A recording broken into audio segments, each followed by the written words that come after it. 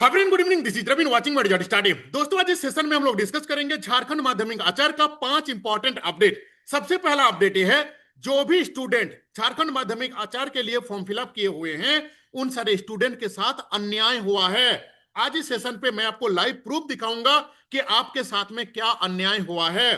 Point number 2 पे हम लोग बात करेंगे कि झारखंड माध्यमिक आचार का रिजेक्शन लिस्ट कब तक आ सकता है। दोस्तों, कोई भी एग्जाम पे जिस दिन रिजेक्शन लिस्ट आता है, उस दिन से हम लोग कंसीडर कर सकते हैं, हम लोग मान सकते हैं कि पर्टिकुलर उस बॉडी यानी कि जेएसएससी उस एग्जाम के लिए काम करना स्टार्ट किया है।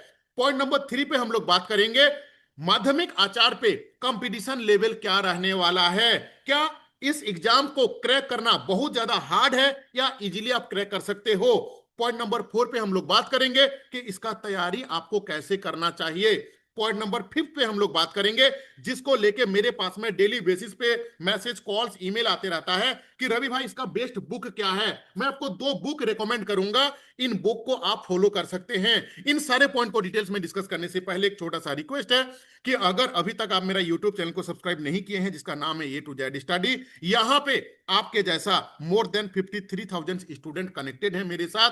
एंड मेरे चैनल पे जो भी लाइव क्लासेस होता है, कौन सा लाइव क्लासेस होता है ना, झारखंड के सारे टीचिंग कॉम्पिटिटिव एग्जाम का, चाहे वो जेटेट का हो, चाहे जेटेट मेंस का हो, चाहे माध्यमिक आचार का हो, सारा का live class completely free of cost रहता है। आप यहां पे देख सकते हो, जेटेट के लिए ये मेरा प्लेलिस्ट बना हुआ है। जेटेट का 72 लाइव क्लासेस का वीडियो यहां पे मैं फ्री ऑफ कॉस्ट डाल के रखा हुआ हूं।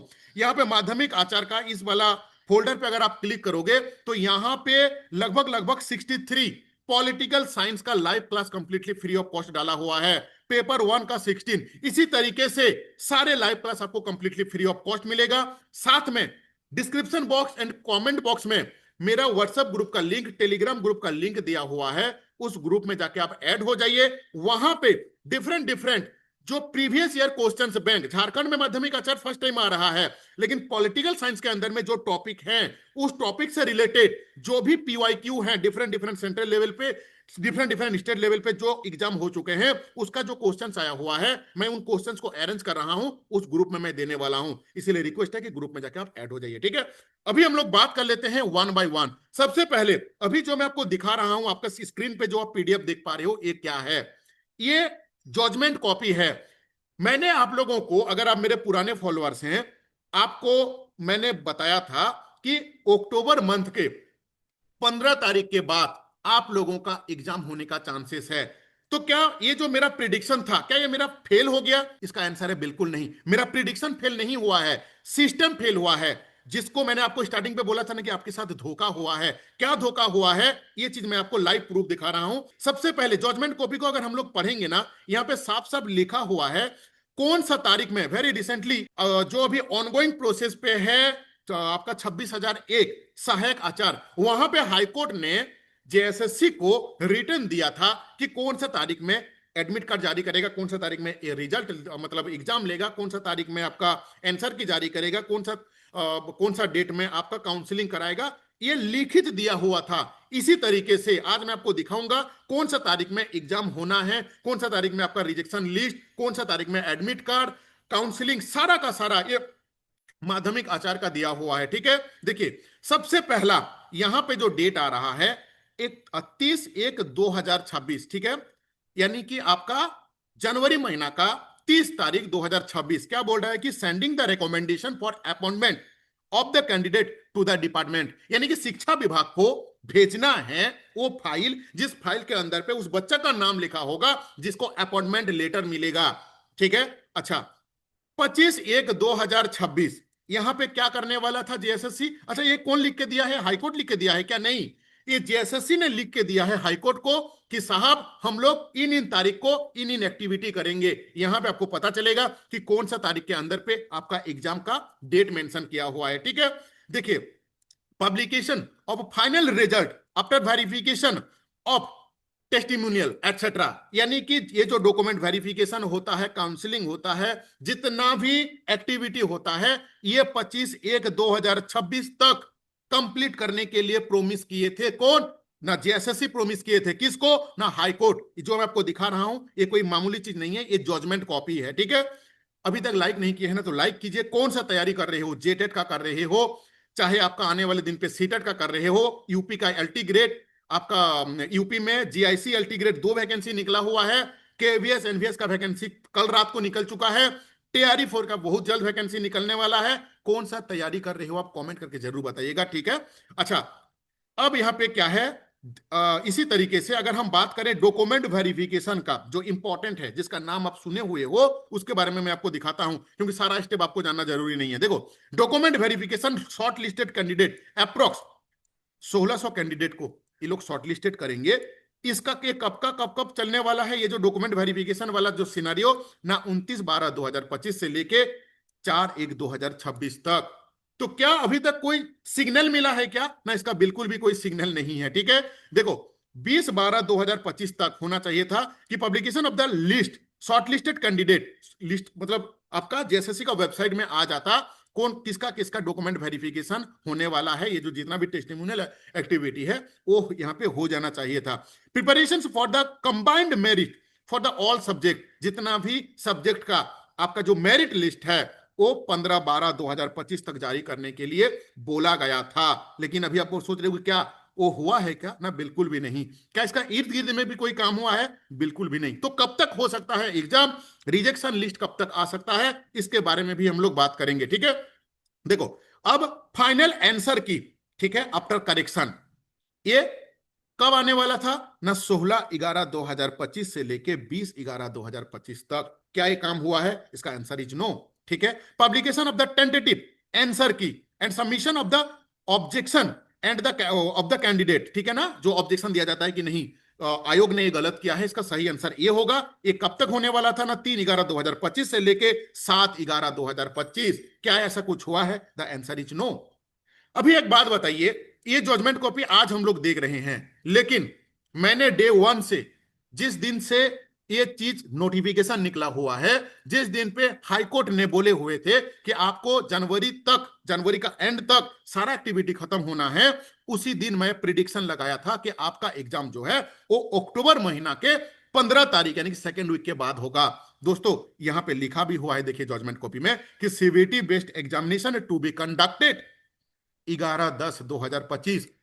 यानी कि मैं बोला था 15 तारीख, लेकिन जजमेंट कॉपी में 11 तारीख को ही लिखा हुआ था, यानी कि जो मैंने डेट दिया था उसी का इर्द गिर्द। लेकिन ये फेलुअर किसके एंड से है? जेएसएससी के एंड से है। मेरा प्रिडिक्शन में कोई कमी नहीं रहा दोस्तों, ठीक है। 11 तारीख से 18 तारीख तक ये एग्जाम होने वाला था। अभी देखो, ये तो जजमेंट कॉपी में ये बाकी सारा चीज जो है, एडमिट कार्ड देखो, 2/10/2025 से लेके एडमिट कार्ड जारी होने वाला था और यहाँ पे आपका एग्जाम होने वाला था। तो क्या इन सारे चीज हो पाया? ना, बिल्कुल नहीं हो पाया। अच्छा, कब तक हो सकता है, इसके बारे में भी थोड़ा सा डिस्कस कर लेते हैं। देखिए, एग्जैक्टली डेट ये तो किसी को नहीं पता है, अभी अभी तक जेएसएससी का जो सचिव साहब है ना, उनको भी नहीं पता है। लेकिन मेरे पास जो भी इंफॉर्मेशन है, इसके अकॉर्डिंगली इस मंथ का एंड तक रिजेक्शन लिस्ट आने का चांसेस है। यानी कि अभी आप पूछोगे कि रवि भाई एग्जाम कब तक हो सकता है, डायरेक्ट बोलो। डायरेक्ट मैं तो क्या कोई नहीं बता सकता है, लेकिन एज पर माय ऑब्जर्वेशन जनवरी से पहले आप लोगों का एग्जाम नहीं हो पाएगा। तो अभी आप बोलोगे कि फिर ये जो हाईकोर्ट का ऑर्डर कहां गया?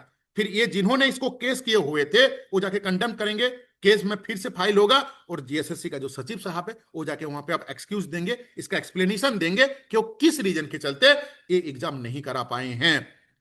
तो कुल मिला जुला के एग्जाम जो है वो अभी एज पर माय ऑब्जर्वेशन जनवरी से पहले आप लोगों का एग्जाम होना पॉसिबल भी नहीं है। क्यों? क्योंकि रिजेक्शन लिस्ट के आने के बाद सारे जिले के डीसी साहब को लेटर भेजना कि आपके जिला में कौन कौन से स्कूल में सीबीटी मोड में एग्जाम लिया जा सकता है, उस पर्टिकुलर स्कूल का जो शेड्यूल है पूरा का पूरा जिला के अंदर पे वो डेटा निकाला जाता है, जो कि that will take minimum 2 month तो लगेगा ही। इसलिए आप लोगों का एग्जाम अब जनवरी में होने वाला है। अच्छा लगा तो लाइक जरूर कीजिए, ठीक है।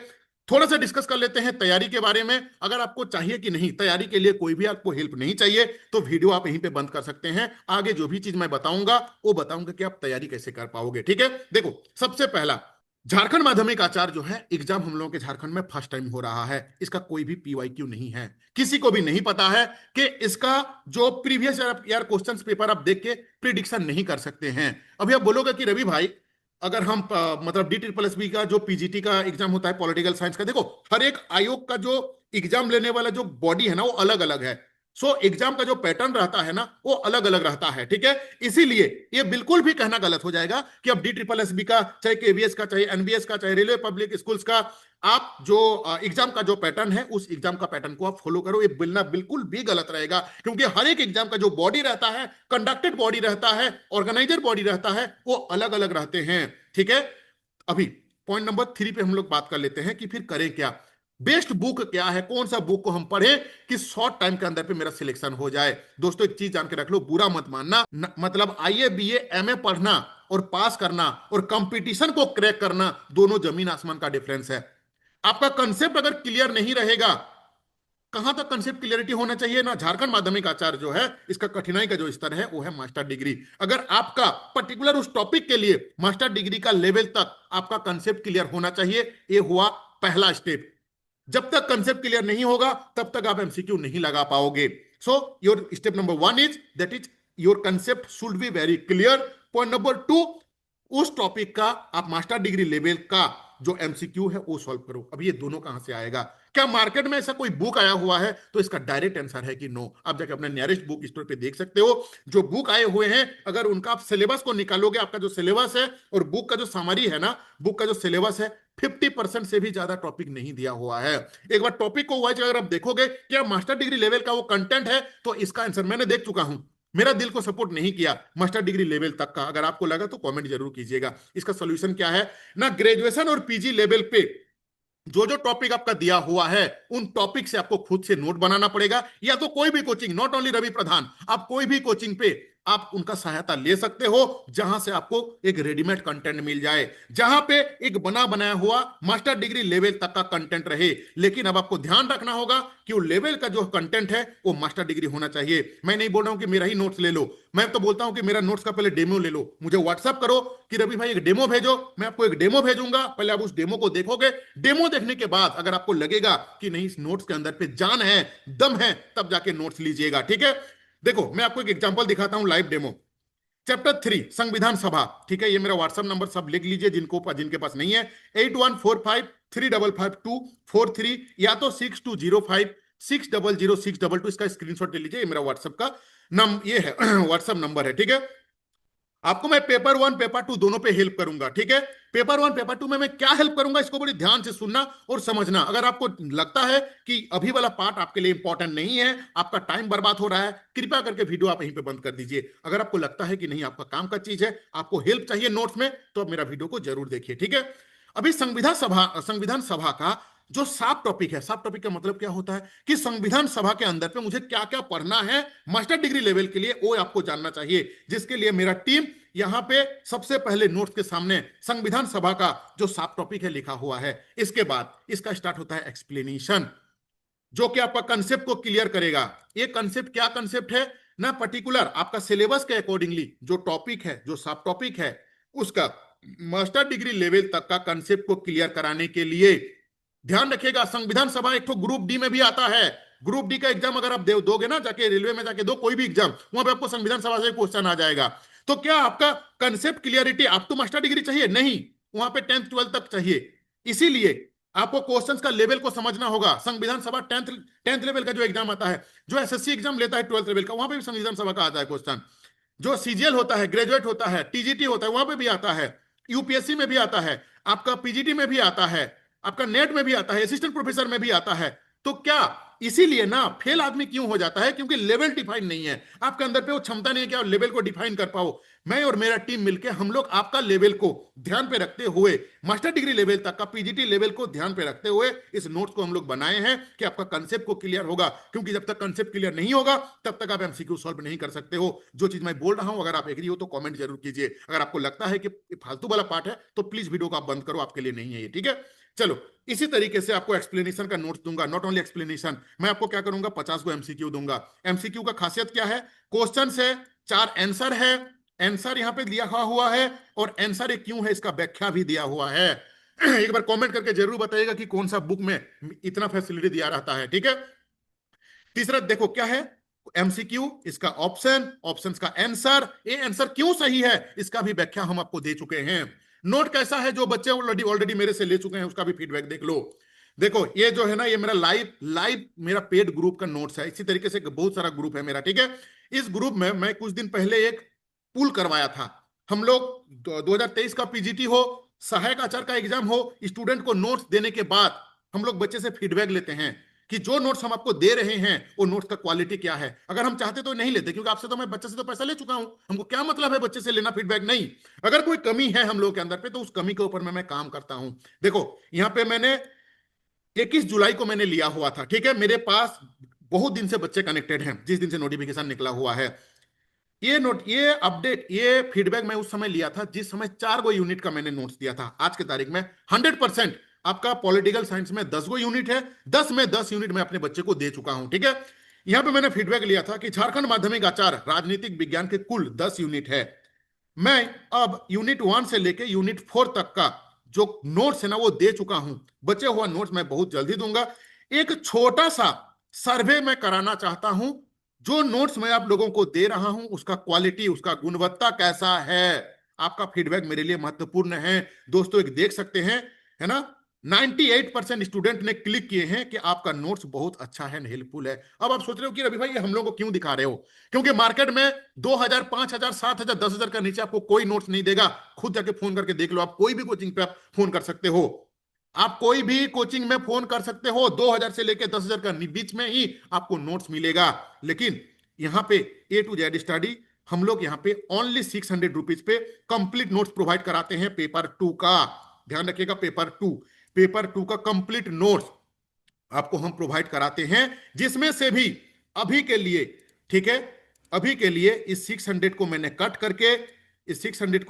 करके, आप जब मुझे मैसेज करोगे ये मैं आपको 400 रुपीज पे दूंगा।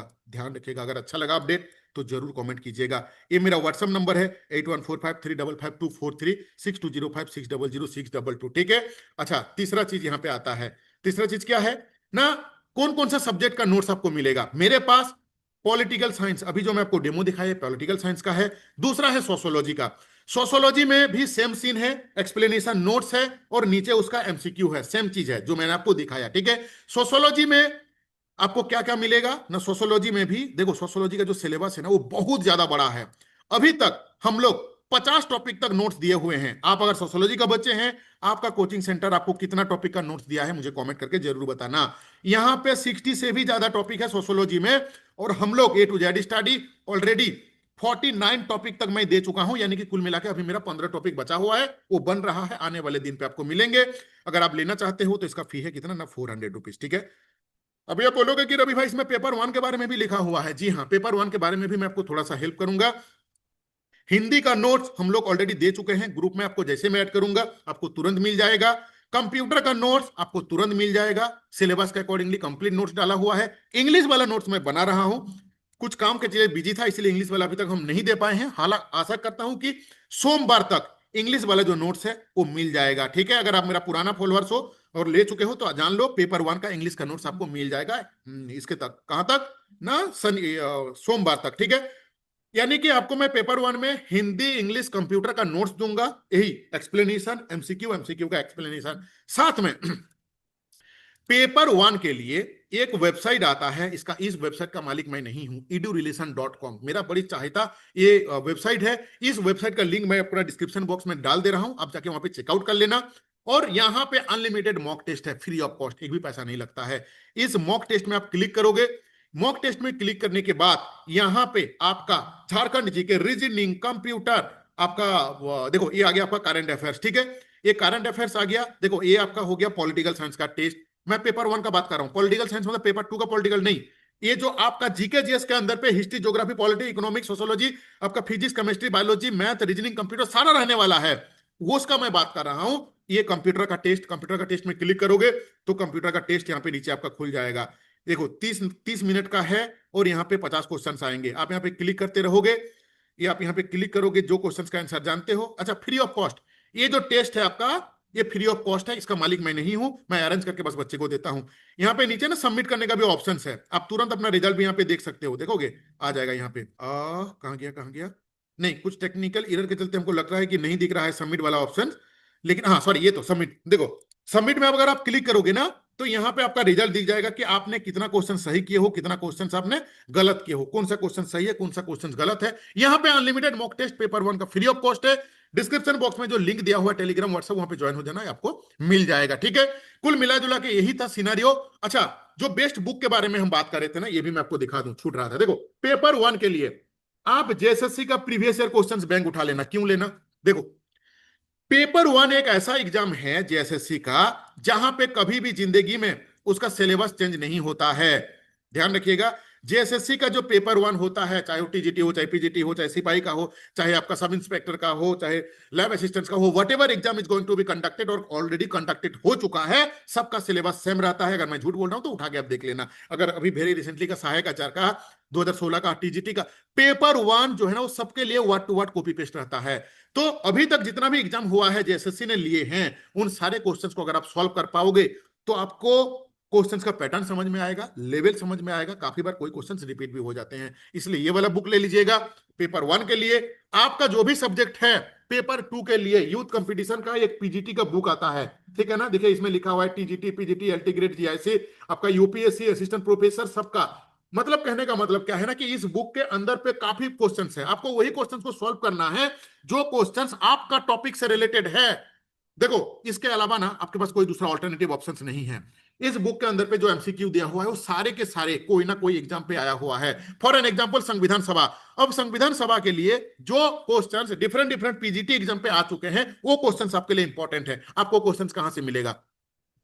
यूथ कंपटीशन का आता है एक बुक, और एक बुक आता है आपका घटना चक्र का। दोनों में से कोई एक बुक ले लीजिएगा पीजीटी का, और वहां पे वही क्वेश्चंस को आप सॉल्व करोगे जो क्वेश्चंस आपका टॉपिक के अंदर पे दिया हुआ है।